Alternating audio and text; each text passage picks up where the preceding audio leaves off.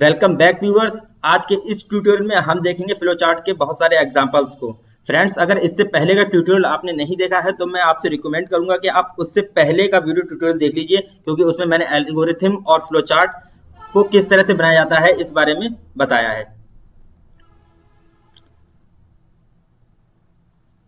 तो चलिए इसमें स्टार्ट करते हैं हम 2 नंबर का सम करने का एक फ्लो चार्ट बनाना। तो स्टार्ट बॉक्स सबसे पहले, और उसके अंदर मैंने लिख दिया स्टार्ट, यानी फ्लो चार्ट जो है वो यहाँ से स्टार्ट हुआ। उसके बाद मैंने एक इनपुट बॉक्स लिया जिसमें मैंने 2 नंबर को इनपुट करा दिया, इनपुट ए एंड बी। फिर उसके बाद मैंने एक प्रोसेसिंग बॉक्स लिया जिसमें मैंने 2 नंबरों का सम करा दिया।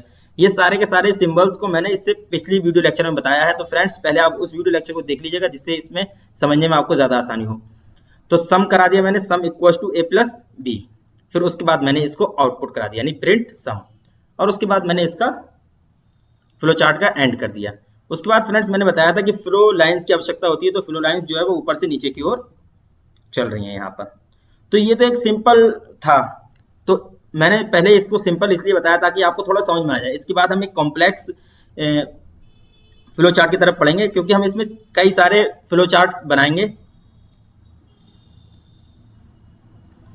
तो अब हम देख लेते हैं, कैलकुलेट करेंगे हम क्या, सम करेंगे प्लस 3 नंबर्स का सम कैलकुलेट करेंगे और उनका एवरेज भी निकालेंगे। तो फ्रेंड्स इसमें मैंने कुछ भी नया नहीं किया है, ये पुराना वाला ही फ्लो चार्ट है। बस मैंने यहाँ पर 2 की जगह 3 इनपुट ले लिए हैं, और यहाँ पर सम जो कराया था 3 का करा दिया, और जो सम होता है उसके बाद मैंने यहाँ पर इसका एवरेज कैलकुलेट करा दिया, और उसके बाद मैंने यहाँ पर प्रिंट करा दिया सम और एवरेज दोनों को। तो आई होप इसमें कोई दिक्कत नहीं होगी। अब जो हम आगे देखेंगे ये जो है बहुत ज़्यादा इंपॉर्टेंट है, और ये कई सारी परीक्षाओं में पूछा भी जाता है और थोड़ा टेक्निकल भी है। तो हम इसमें 3 नंबर में जो है ग्रेटेस्ट नंबर फाइंड करेंगे। तो सबसे पहले हम इसको स्टार्ट करेंगे, स्टार्टिंग बॉक्स से हमने स्टार्ट कर दिया, और उसके बाद हमने इनपुट ले लिए। अब इनपुट हमने ले लिए वो 3 नंबर्स को हमने इनपुट ले लिया। तो यहाँ पर हमने 3 नंबर को इनपुट में ले लिया है। अब उसके बाद हमने फ्लो लाइन्स लगा दी, एक और फ्लो लाइन लगा दी। उसके बाद हमने एक कंडीशन, मैंने बताया था फ्रेंड्स इससे पहले वीडियो में कि कंडीशन चेक करने के लिए हम डिसीजन बॉक्स का यूज करते हैं। तो यहाँ कंडीशन चेक कर ली, A is greater than B. Suppose that A जो है सबसे बड़ा है, इस समय हम ये मान के चल रहे हैं कि ए जो है सबसे बड़ा नंबर है। तब अब देखिए ये डिसीजन बॉक्स जो है वो दो कंडीशंस जनरेट करेगा, एक लेफ्ट साइड में एक राइट साइड में। अगर कंडीशन ट्रू होती है तब ये यस वाले पोर्शन में चला जाएगा, और अगर फॉल्स होती है तो नो वाले पोर्शन में चला जाएगा। और अगर हम ऐसा एज्यूम करके चल रहे हैं कि हमारा जो ए है वो सबसे बड़ा है, तो इसलिए हमने एक और दूसरी कंडीशन यहाँ पर लगाई, ए is greater than C.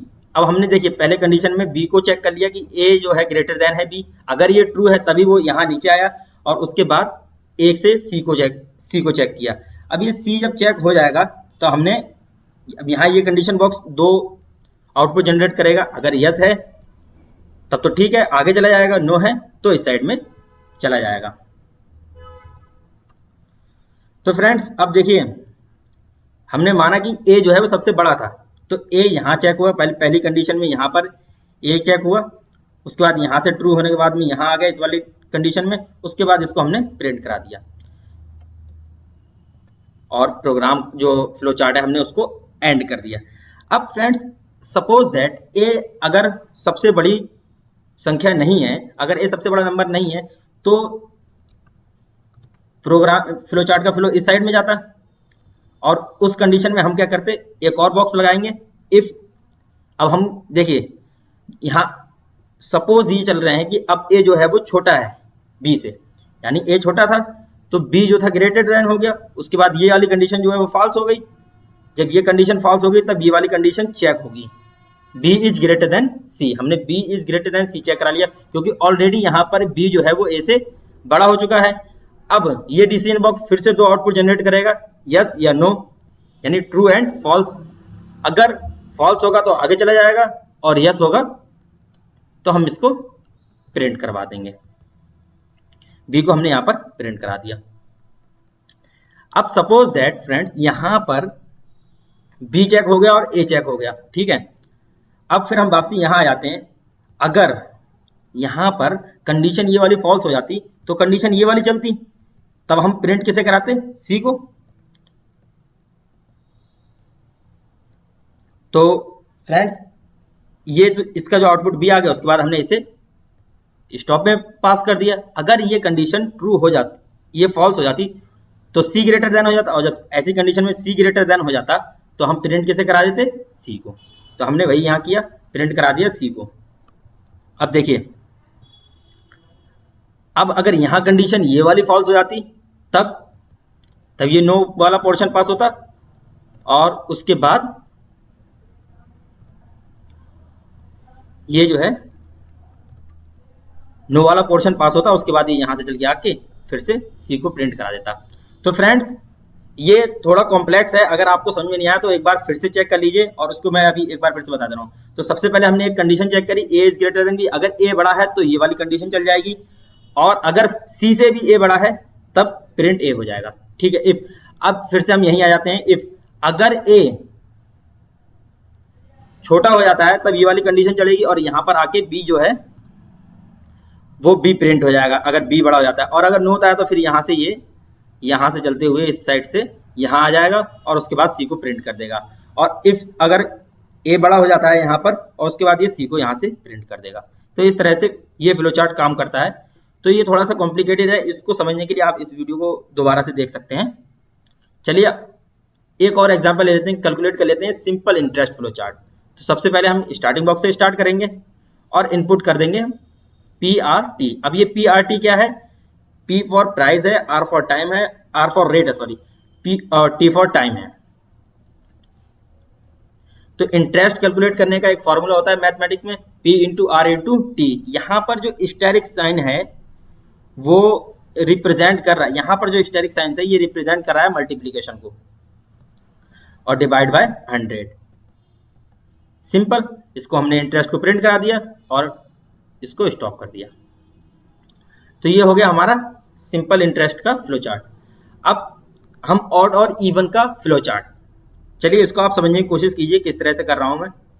Start किया, इनपुट ए किया, अब हमने इफ ए मॉडुलस, इसको बोलते हैं फ्रेंड्स, इस वाले चिन्ह को बोलते हैं मॉडुलस। ये काम क्या करता है, ये जब हम किसी संख्या को डिवाइड करते हैं तो जो उसमें रिमाइंडर है, यानी जो शेषफल बचता है उसे स्टोर करता है।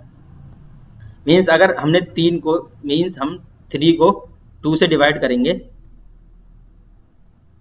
तब रिमाइंडर जो है 1 आएगा। तो इस कंडीशन में 1 आएगा, यानी अगर हम कोई भी ऑड मतलब कोई भी हम ऑड नंबर अगर हम डिवाइड करेंगे, चाहे 5 हो या 11 हो 2 से, तो रिमाइंडर जो है ऑलवेज 1 आएगा। तो इस कंडीशन में हमने क्या किया, इसको रिमाइंडर को, यानी कि अगर हमने यहाँ पर 3 इनपुट किया है तो रिमाइंडर जो है यहाँ पर 1 आ जाएगा, और 1 हमने यहाँ चेक कराया कि अगर 1 बराबर है 0 के, चूंकि ऐसा है नहीं क्योंकि 1 बराबर नहीं हो सकता 0 के, तो ये कंडीशन क्या हो जाएगी, फॉल्स हो जाएगी। तो फॉल्स वाला लूप चलेगा और प्रिंट हो जाएगा ऑड। और अगर ये 2 हो जाता है, मान लीजिए अगर हम कोई नंबर लेते हैं 10, सपोज 10 इनपुट किया हमने और इसको डिवाइड किया 2 से, तब रिमाइंडर हमारा क्या आएगा, 0। तो ऐसे में हमारे पास कुछ भी नहीं बचेगा, तो उस परिस्थिति में ये इसे प्रिंट करेगा। उसके बाद हम यहाँ से फ्लो जो है इसका स्टॉप की तरफ कर देंगे, और यहाँ ये कंडीशन जो है यस, अगर ये ट्रू होगा तो इसे प्रिंट कर देगा, नो होगा तो इसे प्रिंट कर देगा। इस तरह से हम ऑड या इवन का फ्लो चार्ट बना सकते हैं। तो फ्रेंड्स इतने सारे बेनिफिट्स होने के बाद भी इसमें बहुत सारे डिसएडवांटेज होते हैं। तो सबसे बड़ा डिसएडवांटेज ये है कि ये टाइम कंज्यूमिंग प्रोसेस है, इसको बनाने में टाइम एक्स्ट्रा अलग से लगता है। और दूसरा सबसे बड़ा जो डिसएडवांटेज है कि अगर हम मतलब इसमें जरा सी भी अगर कोई हम चेंजिंग करना चाहते हैं या हम कुछ भी थोड़ा सा एडिशन करना चाहते हैं तो हमें फ्लो चार्ट जो है वो दोबारा से स्टार्टिंग से बनाना पड़ेगा। तीसरा यह है कि लॉन्ग प्रोग्रामिंग, जैसे बहुत ज़्यादा कॉम्प्लिकेटेड प्रोग्राम है, बहुत ज़्यादा लंबे प्रोग्राम्स हैं, तो उनका फ्लो चार्ट बनाना बहुत ही ज़्यादा मुश्किल होता है। तो फ्रेंड्स अगर आपको ये वीडियो पसंद आई है तो वीडियो को लाइक करें, शेयर करें, और अगर आपके पास कोई सुझाव है तो कमेंट्स बॉक्स में सुझाव अपना लिखना ना भूलें, और अगर आपके पास कोई क्वेश्चन है तो फ्रेंड्स क्वेश्चन भी कमेंट बॉक्स में आप लिखकर मुझसे पूछ सकते हैं। चैनल को मेरे सब्सक्राइब करना तो बिल्कुल ना भूलें, क्योंकि इससे रिलेटेड मैं जो भी प्रोग्राम बनाऊंगा वो आपको सीधे मेल बॉक्स में प्राप्त हो जाएंगे।